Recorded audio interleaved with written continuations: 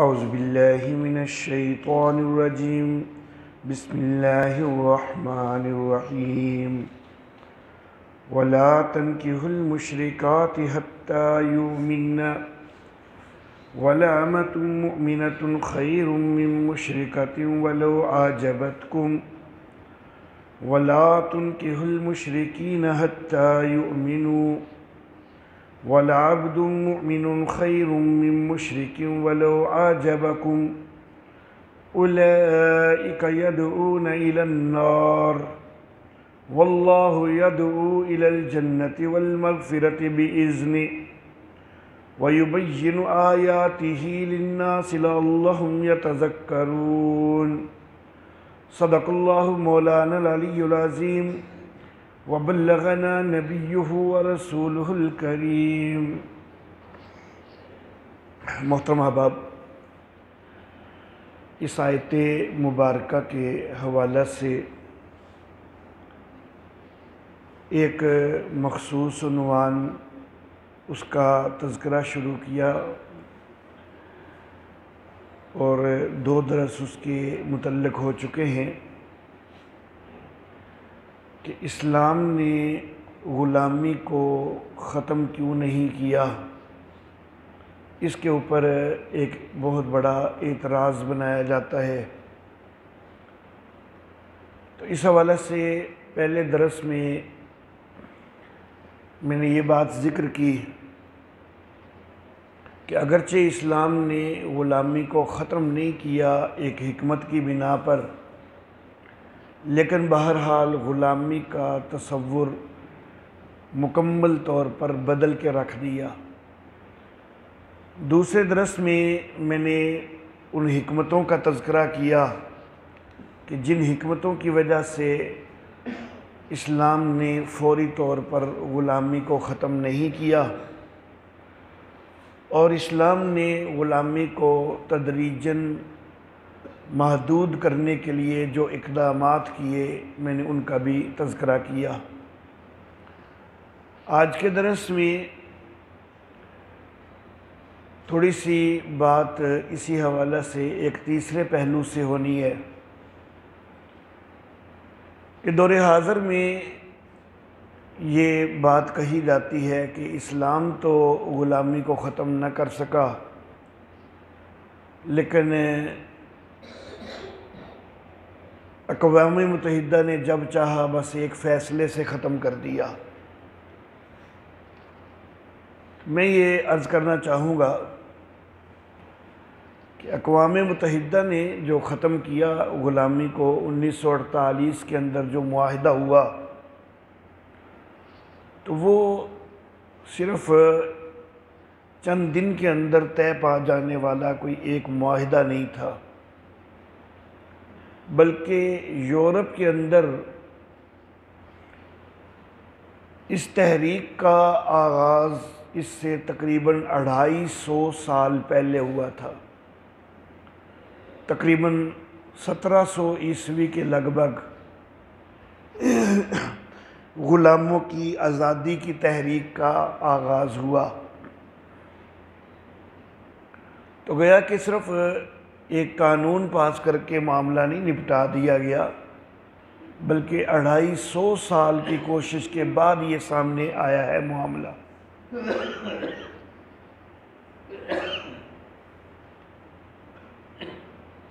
اور اس کے ساتھ ساتھ یہ ہے کہ ان 250 سال کے دوران بھی بہت سارے قوانین الٹا غلاموں کے خلاف بھی بنائے جاتے رہے ہیں۔ شریعت اسلامیہ کی قانون کی بنیاد قرآن و حدیث پر ہے، اور اسلامی قانون کے اندر غلاموں کے حق میں قوانین نظر آتے ہیں، غلاموں کی مخالفت میں نظر نہیں آتے۔ لیکن آزادی کی تحریکوں کا آغاز ہونے کے باوجود بھی کئی ریاستوں کے اندر، خاص طور پر امریکی ریاستوں کے اندر بارہا ایسے قوانین بنائے گئے کہ جو غلاموں کے حقوق کو غصب کرنے کے حوالہ سے تھے۔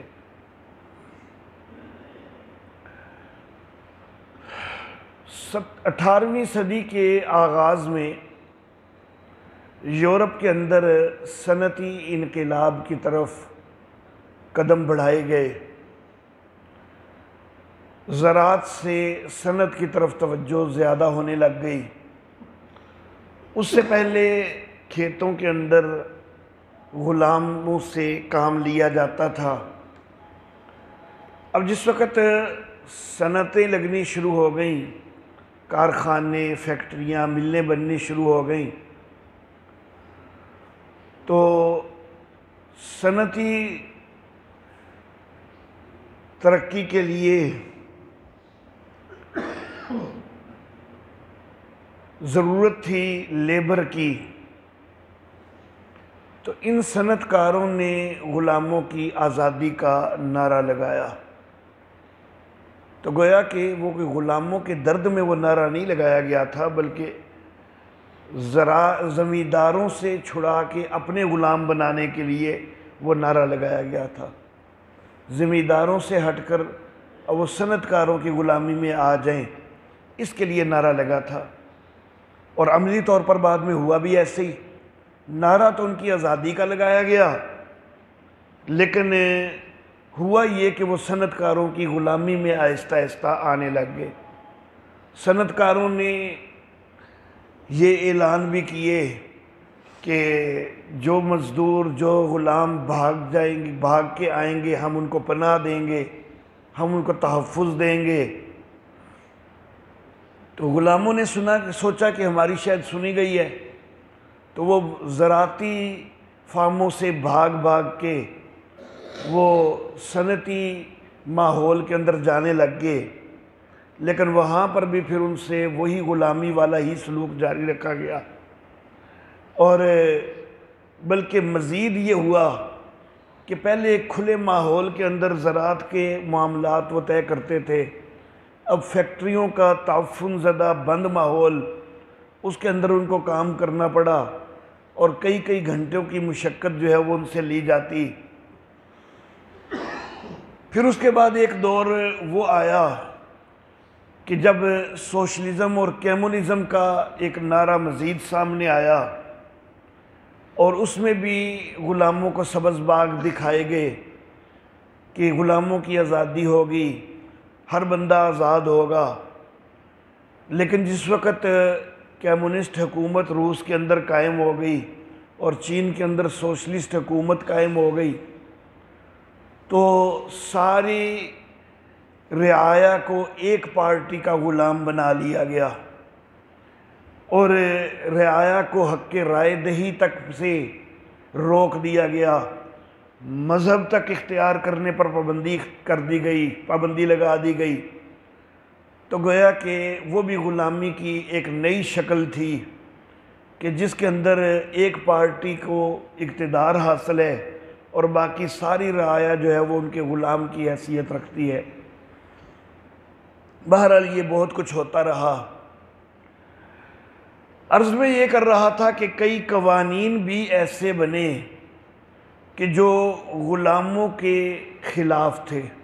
کچھ قوانین غلاموں کے حق میں بھی بنے کچھ یورپی علاقوں کے اندر، لیکن کچھ مخالفت میں بنے۔ لیکن یہاں پر ہمیں ایک چیز یہ بھی نظر آتی ہے کہ اگر غلاموں کے حق میں کوئی قانون پاس ہوا ہے نا کبھی، تو اس کی شدید مخالفت بھی کئی طبقوں کی طرف سے کی گئی اور اس کو مزاحمت کا سامنا کرنا پڑا، جبکہ شریعت اسلامیہ نے جتنے قوانین غلاموں کے حق میں پاس کیے کبھی بھی کوئی مزاحمت نہیں ہوئی ہے۔ صرف عملی کمزوری چلو بعض ادوار میں وہ تو نظر آتی رہی ہے، لیکن جو قانون سازی ہے وہ غلاموں کے حق میں وہ ہوتی رہی ہے۔ 1791 کے اندر فرانس کے اندر غلامی کے خاتمہ کا ایک قانون بنایا گیا، لیکن صرف 11 سال بعد 1802 عیسوی میں اس کو ختم کرنا پڑ گیا۔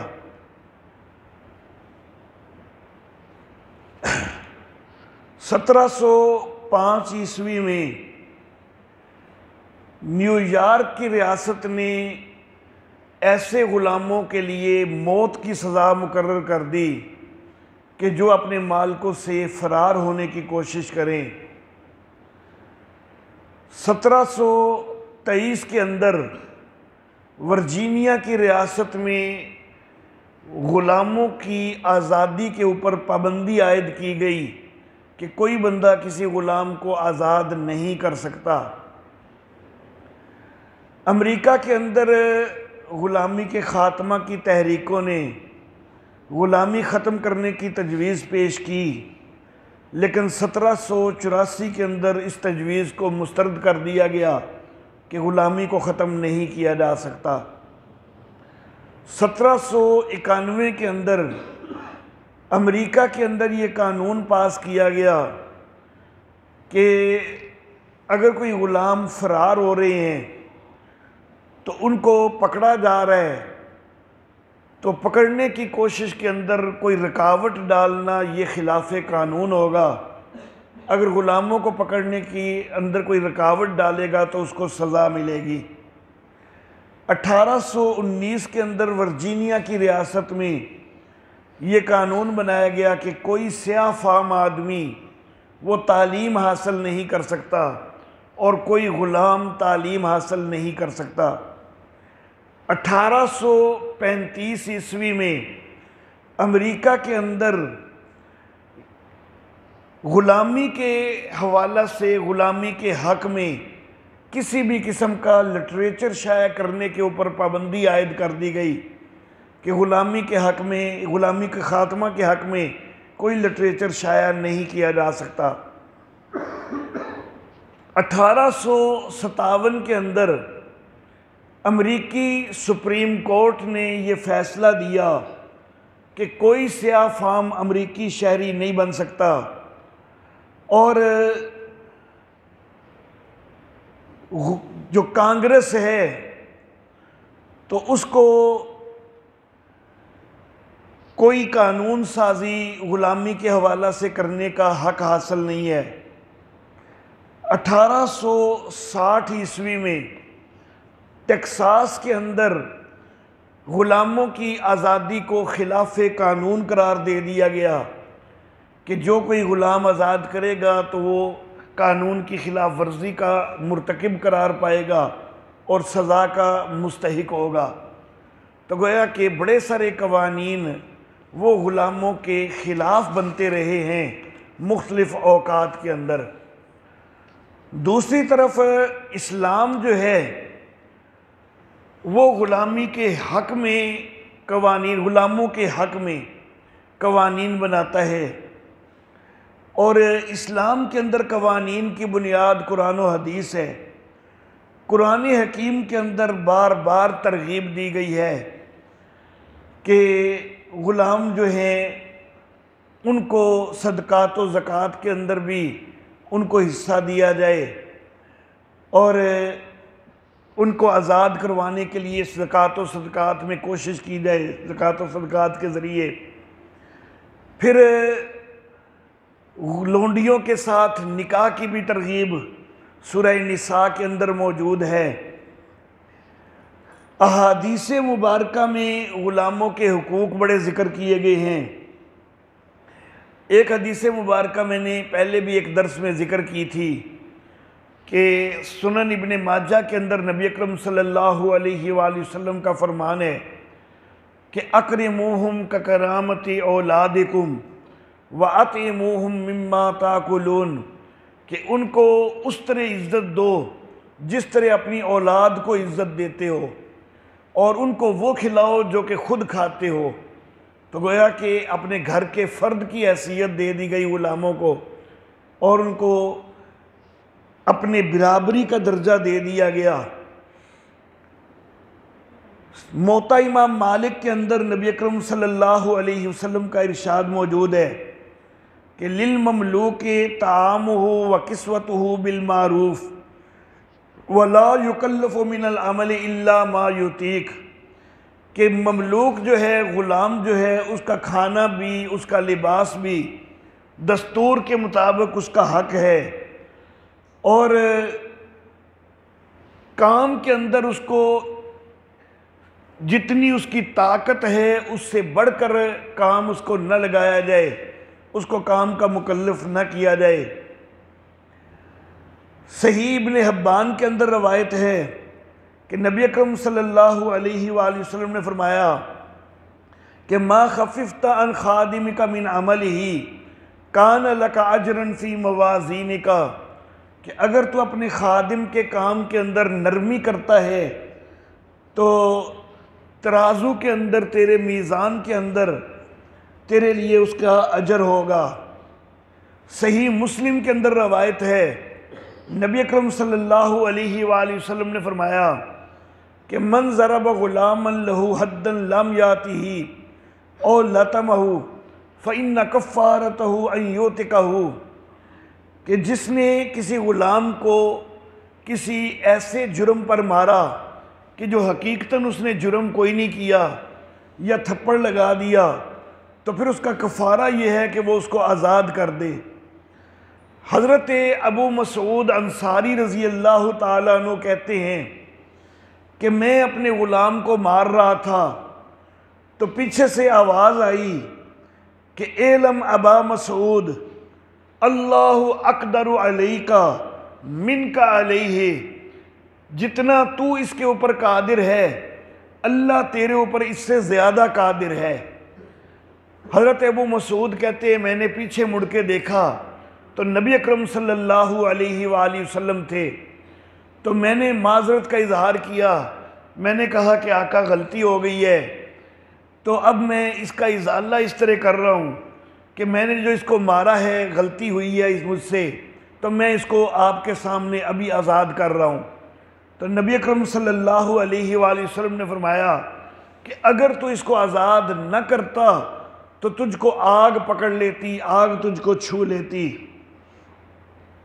اور نبی اکرم صلی اللہ علیہ وآلہ وسلم کا فرمان ہے کہ من ضرب مملوکہ ظلما اقید منہ یوم القیامہ، جس نے اپنے مملوک کو ظلم کے ساتھ مارا،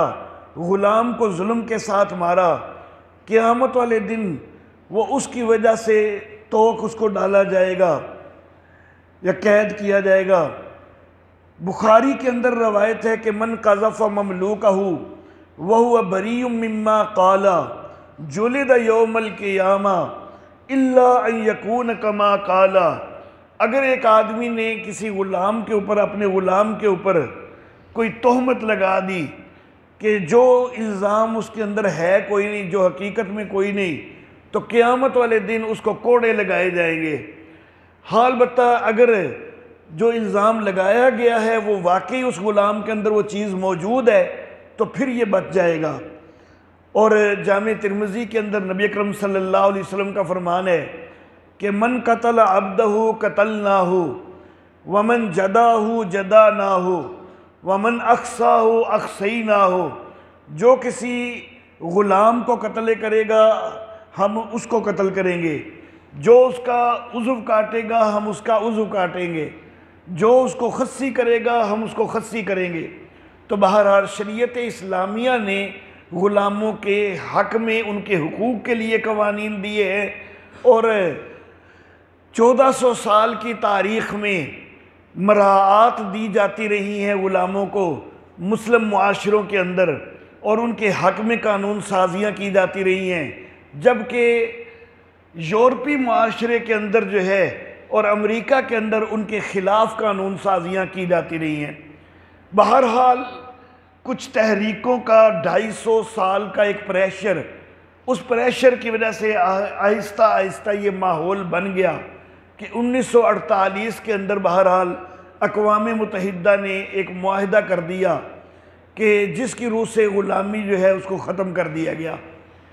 اب شریعت اسلامیہ میں اگرچہ غلامی ختم نہیں کی گئی،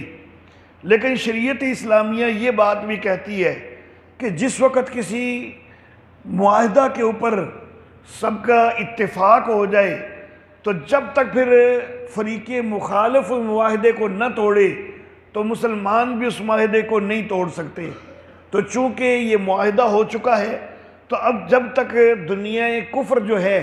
وہ اس معاہدے کو توڑ کے غلامی کو دوبارہ شروع نہیں کرے گی